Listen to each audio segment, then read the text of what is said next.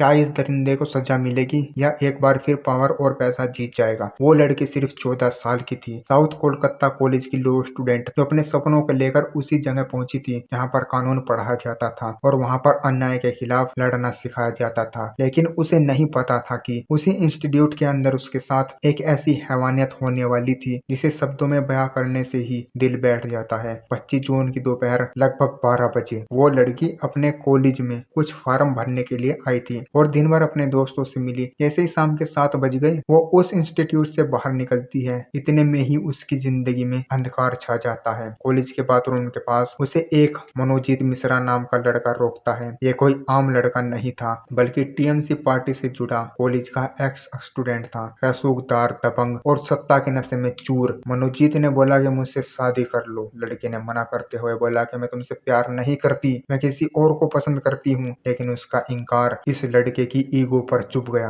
उसने लड़की को बाथरूम के अंदर खींचना शुरू कर दिया। लड़की गिरती है, गिड़गिड़ाती है, अपने माँ बाप की दुहाई देती है, मगर इस हैवान को बिल्कुल भी तरस नहीं आती। लड़की अस्थमा की मरीज थी और उसकी हालात इतनी ज्यादा खराब हो चुकी कि वो सांस नहीं ले पा रही थी। वो चिल्लाती है, मदद की गुहार लगाती है और 2 छात्रों को पुकारती है, जेब अहमद और प्रीतम। लेकिन ये जो लड़के थे उसके लिए फरिश्ते बन सकते थे। उन्होंने उसे अस्पताल में ले जाने से मना कर दिया। लड़की कहती है कि कम से कम मेरा इनहेलर तो ला कर दे दो। वो इसे इनहेलर पकड़ा के वहां से चले जाते हैं। फिर लड़की अपनी आखिरी हिम्मत जुटाकर मनोजीत के पैरों में गिरती है और उसे बोलती है कि मुझे छोड़ दो, मुझे माफ कर दो। लेकिन जवाब में वो लड़का अपने 2 साथियों से कहता है कि इसे गार्ड रूम में लेकर जाओ। और फिर शुरू होता है हैवानियत का दूसरा अध्याय। उसे घसीट कर गार्ड रूम में लेकर जाया जाता है और गार्ड ये सब देखते हुए बाहर जाकर बैठ जाता है जैसे कुछ हुआ ही ना हो। दरवाजा बंद होता है और मनोजीत वहां पर भी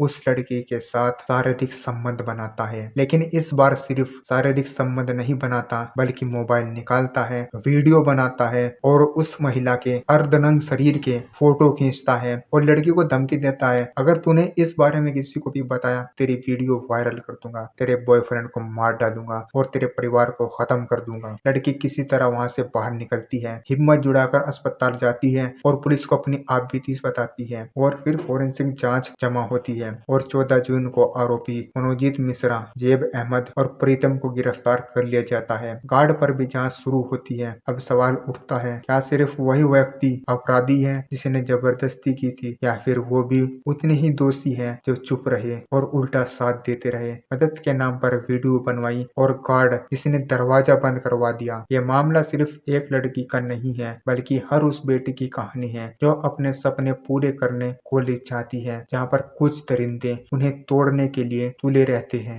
आर्जिकल मेडिकल कॉलेज केस में भी पावर और पैसा जीता था। अब मुझे ये बताओ कि क्या इस केस में जस्टिस होगा? अगर इस केस में जस्टिस हो जाता है तो शायद नौबत यहाँ तक नहीं आती। लोग 4 दिन के लिए एक्टिव होते हैं, फिर उसके बाद सब भूल जाते हैं। इंसाफ सिर्फ पुलिस नहीं बल्कि समाज भी दिलाता है और जब एक ऐसे दरिंदे को कड़ी से कड़ी सजा ना मिले तब तक हमारे खामोशी ही हमारा अपराध है। और कसम भगवान की, अगर ये दरिंदा उत्तर प्रदेश में होता तो योगी आदित्यनाथ इन 4 हैवानों को अब तक गोली मरवा चुके होते।